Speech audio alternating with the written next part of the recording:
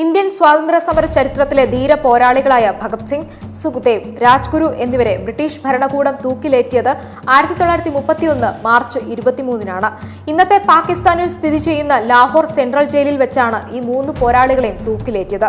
തങ്ങളുടെ ജീവത്യാഗത്തിലൂടെ അവർ ഈ രാജ്യത്തിന് നൽകിയ സംഭാവന തലമുറകൾ ഒരുപാട് കഴിഞ്ഞിട്ടും നാം അത്യാദരവോടെ സ്മരിക്കുന്നു. പുസ്തകങ്ങളിലും കഥകളിലും സിനിമകളിലും നാടകങ്ങളിലും മറ്റ് കലാസാഹിത്യ രൂപങ്ങളിലുമൊക്കെ ഇന്നും പല രീതിയിൽ ഈ ധീര രക്തസാക്ഷികളുടെ ജീവിതം പ്രമേയമായി കടന്നുവരുന്നു. ജോൺ സോണ്ടേഴ്സ് എന്ന 21 വയസ്സുണ്ടായിരുന്ന ബ്രിട്ടീഷ് പോലീസ് ഉദ്യോഗസ്ഥനെ വെടിവെച്ചു കൊന്നതിന്റെ പേരിലാണ് ഭഗത് സിംഗും സുഖ്ദേവും രാജ്ഗുരും വിചാരണയ്ക്കും തുടർന്ന് വധശിക്ഷയ്ക്കും വിധേയരായത്. ബ്രിട്ടീഷ് പോലീസ് സൂപ്രണ്ടായിരുന്ന ജെയിംസ് സ്കോട്ട് ആണെന്ന് തെറ്റിദ്ധരിച്ചാണ് അവർ സോണ്ടേഴ്സിനെ വധിച്ചത്. ദേശീയ പ്രസ്ഥാനത്തിന്റെ സമുന്നതനും ജനപ്രിയനുമായ നേതാവായിരുന്ന ലാലാ ലജ്പത് റായിയുടെ മരണത്തിന് കാരണക്കാരനായതിനാലാണ് ജെയിംസ് സ്കോട്ടിനെ വധിക്കാൻ മൂവരും തീരുമാനിച്ചുറച്ചത്.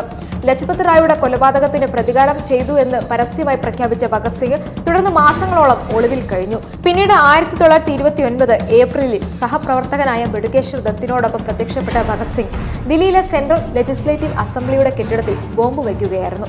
അതിനെ തുടർന്ന് ഇൻകുലാബ് സിന്ദാബാദ് എന്ന പ്രശസ്തമായ മുദ്രാവാക്യം മുഴക്കിക്കൊണ്ട് ഭഗത് സിംഗ് പോലീസിന് കീഴടങ്ങി. ജയിലിൽ കഴിയവെയും ഭഗത് സിംഗിന്റെ സമരവീര്യത്തിന് യാതൊരു കുറവും ഉണ്ടായില്ല. മിയാൻവാലി ജയിലിൽ കഴിഞ്ഞ ഭഗത് സിംഗിനെ അവിടെ പാർപ്പിച്ചിരുന്ന തടവുകാരുടെ ജീവിത സാഹചര്യങ്ങൾ വല്ലാതെ അസ്വസ്ഥനാക്കി. ബ്രിട്ടീഷ് തടവുകാർക്ക് എല്ലാവിധ സൗകര്യങ്ങളും ലഭ്യമായിരുന്നപ്പോൾ ഇന്ത്യൻ തടവുകാർക്ക് മോശം ഭക്ഷണവും താഴ്ന്ന ജീവിത സാഹചര്യങ്ങളുമാണ് ലഭിച്ചിരുന്നത്. ഇത്തരത്തിലുള്ള വേർതിരിവിനെതിരെയും തടവുകാർക്ക് നേരിടേണ്ടി വന്ന അനീതികൾക്കെതിരെയും ശബ്ദിച്ച ഭഗത് സിംഗ് ഈ വിഷയങ്ങൾ ഉന്നയിച്ച് നിരാഹാര സമരവും ആരംഭിച്ചു. സഹതടവുകാരനായ ജതിൻ ദാസിനോടൊപ്പം നടത്തിയ നിരാഹാര സമരം വലിയ പൊതുജന ശ്രദ്ധ നേടുകയും ദേശീയ പ്രസ്ഥാനത്തിന്റെ നേതാക്കളെ ആവേശഭരിതരാക്കുകയും ചെയ്തു. 1929 സെപ്റ്റംബറിൽ ജതിൻ ദാസിന്റെ മരണത്തോടെയാണ് സമരം അവസാനിച്ചത്. 2 വർഷങ്ങൾക്കു ശേഷം തന്റെ 23-ാം വയസ്സിൽ ഭഗത് സിംഗ് തൂക്കുമരത്തിൽ മരണം വരിച്ചു. മരണത്തിന് ശേഷവും ദേശീയ പ്രസ്ഥാനത്തിലുടനീളം വലിയ ആവേശമായി നിലകൊണ്ടു എന്നതാണ് ഭഗത് സിംഗിന്റെ ജീവിതത്തിന്റെയും പോരാട്ടങ്ങളുടെ പ്രസക്തി. ഇന്ന് അവകാശ സമരങ്ങൾ നടത്തുന്ന ജനവിഭാഗങ്ങൾ ഭഗത് സിംഗിന്റെ ഓർമ്മകളിൽ നിന്നും ഊർജം സംഭരിക്കുന്നത് നമുക്ക് കാണാം.